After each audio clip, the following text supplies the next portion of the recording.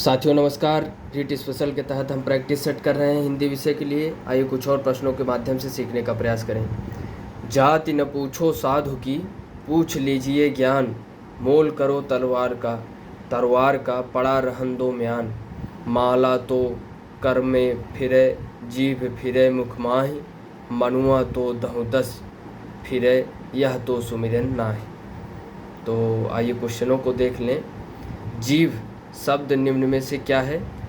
तो स्त्रीलिंग है। फिर से का पद्यांश को पढ़ लें। जाति न पूछो साधु की, पूछ लीजिए ज्ञान। मोल करो तलवार का, पड़ा रहन दो म्यान। माला तो कर में फिरे, जीभ फिरे मुख माहि। मनुआ तो दहुदिस फिरे, यह तो सुमिरन नाहि।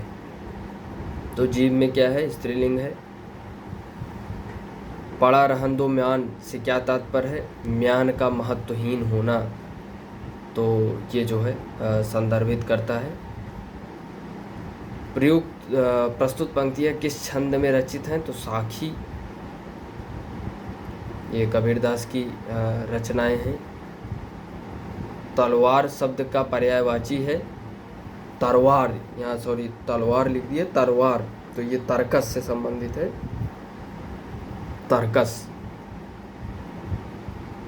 साधु शब्द का स्त्रीलिंग क्या है? साध्वी।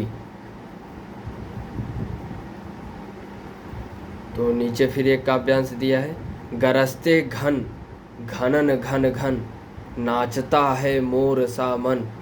ऐसी पड़ी झरझर झड़ी, भीगा बदन बेसुध है मन। आज वर्षा अजब आई, बह रही है मस्त पुरवाई। नदी है द्वार तक आई, मेघों से लिपट कर सो गया सूरज। ले रहे हैं खेत अंगड़ाई, आज वर्षा गजब आई। तो लिपट कर सो गया सूरज का भाव है कि सूर्य क्या है? छिप गया है। पूर्वाई से क्या आशय है? पूर्व से आने वाली वायु। बेसुध है मन कहकर कब बताना चाहता है कि मस्त हो जाता है।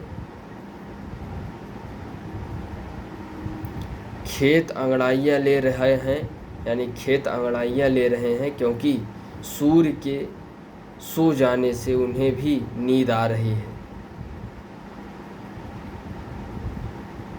गरजते घन घनन घन घन में अलंकार है, तो अनुप्रास अलंकार है क्योंकि वर्णों की आवृत्ति हो रही है। भाषिक सहवर्ती क्रिया नहीं है, तो भाषिक सहवर्ती क्रिया अनुलेख नहीं है। बाकी अंताक्षरी, अद्याक्षरी, कविता पाठ, ये सब भाषिक सहवर्ती क्रिया है। अनुलेख ये जो है भाषिक सहवर्ती क्रिया नहीं है। पूनम अपने विद्यार्थियों को पढ़ाते समय दृश्य श्रव्य सामग्री का प्रयोग करती है। इसका प्रमुख कारण है कि वह कक्षा के सभी बच्चों की रुचि का ध्यान रखती है, इसलिए वह दृश्य श्रव्य सामग्री का प्रयोग कर रही है। पत्र पत्रिकाएं भाषा सीखने में क्या है? बाधक हैं, त्रुटियों को बढ़ावा देते हैं। बड़ों के पढ़ने की वस्तुएं साधक हैं, तो पत्र पत्रिकाएं भाषा सीखने में साधक हैं।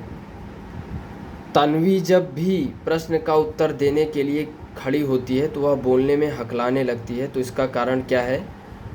उसे बोलना नहीं आता, आत्मविश्वास के साथ बोलने की योग्यता नहीं रखती। औपचारिक स्थितियों में बोलने में वह मनोवैज्ञानिक दबाव महसूस करती है, तो बी और सी दोनों हमारे सही हैं। श्यामला केवल उन्हीं प्रश्नों के उत्तर लिखती है जो उसने याद किए होते हैं। इसका कारण हो सकता है क्योंकि उसमें जो है कल्पनाशीलता का जैसे गुणों का अभाव है। बच्चों की भाषा क्षमता का आकलन करने की दृष्टि से निम्नलिखित में से कौन सा प्रश्न सर्वाधिक उपयोगी एवं सार्थक है?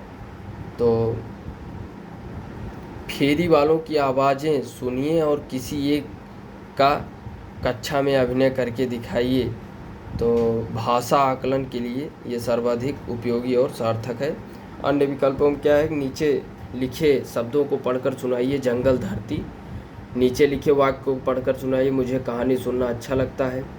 नीचे दिए गए शब्दों का चयन बदलिए, तितली चूहा, चूहा तो सबसे उपयुक्त हो जाएगा कि फेरी वालों की आवाज़ सुनिए। इससे कल्पनाशीलता का भी विकास होगा और शब्दों की अभिनय करने से उनमें जो है शब्द ज्ञान भी बढ़ेगा और भाषा की स्पष्टता भी बढ़ेगी। बच्चों की भाषा के आकलन का सर्वाधिक प्रभावी तरीका है तो प्रश्न पूछना और पढ़ी गई सामग्री पर प्रतिक्रिया व्यक्त करना, ये सबसे जो है सर्वाधिक प्रभावी तरीका है। पठन पाठन के अंत में ऐसे अभ्यास एवं गतिविधियां हो जो बच्चों को स्वयं कुछ करने और सीखने के अवसर प्रदान करें, तो ये सबसे उपयुक्त हो जाएगा।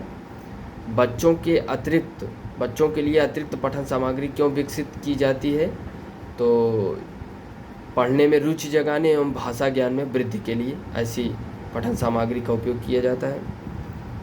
तो सबसे उपयुक्त विकल्प हमारा ये हो जाएगा। तो भाषा शिक्षक में होना आवश्यक नहीं है, तो भाषा शिक्षक में क्या आवश्यक नहीं है, तो रसायनों का ज्ञान, बाकी व्याकरण का ज्ञान, सुंदर लेख, विषय और मूल्यांकन विधियों का ज्ञान, तो ये सभी महत्वपूर्ण है। रसायनों का ज्ञान ये जो है महत्वपूर्ण नहीं है। निम्न वाक्यों में से निश्चयवाचक वाक्यों का चयन कीजिए। तो निश्चयवाचक वाक्य क्या है, मैंने सब काम कर लिया है, तो यह निश्चयवाचक वाक्य है।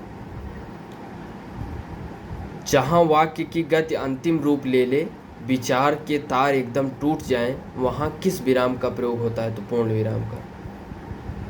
कुछ मुहावरे हैं और लोकोक्ति हैं, उनको हमें चयन करना है शुद्ध उनके अर्थों के। घाट घाट का पानी पीना यानी अनुभवी होना। डापोर शंख बेसिर पैर की बातें करने वाला। उसका दिव्यांग पति चलने में असमर्थ है, में दिव्यांग क्या है, तो एक विशेषण है। अनिश्चयवाचक सर्वनाम का अपादान कारक में बहुवचन किस रूप में है, बहुवचन रूप होगा, तो अपादान कारक में बहुवचन रूप किन्हीं से। गोधूम शब्द है, तत्सम तद्भव शब्द का चयन करना है। मुक्ता मस्तक मातुल, तो मामा जो है इसमें तद्भव शब्द है। तो हमें इसमें बताना है कि कौन त्रुटि इसमें त्रुटि रहित है या त्रुटिपूर्ण है। आइए वाक्य को पढ़े पहले, खंड वाक्य को। कई समय से मन में था कि कोई ऐसी सूरत बने कि पुराने सारे दोस्त यार एक साथ मिल बैठें और गुजरे वक्त का हिसाब किताब करें, या ई त्रुटि रहित। तो कई समय ये त्रुटि है, इसमें त्रुटिपूर्ण है, क्योंकि इसमें हो सकता है कई समय नहीं, काफ़ी समय से मन में था कि कोई ऐसी सूरत बने कि पुराने सारे दोस्त यार एक साथ मिल बैठें और गुजरे वक्त का हिसाब किताब करें, तो इसमें हो जाएगा काफ़ी। तो 89 के ये विकल्प हमारा सही है। इसमें हमें देखना है कि किस में त्रुटि है। वक्त की सलाखें इतनी नाजुक नहीं होती कि घड़ी की मामूली सी सुइयां उन्हें तोड़ सकें, तो इसमें त्रुटि रहित है। ये वाक्य पूरा खंड वाक्य जब जोड़ दिया जाए तो ये वाक्य पूरी तरीके से सही है। तो साथियों, ये रहा हमारा प्रैक्टिस सेट, जिसके माध्यम से हमने सीखने का प्रयास किया। आगे भी है हम अन्य प्रैक्टिस सेटों के माध्यम से सीखने का प्रयास करेंगे। धन्यवाद। जय हिंद।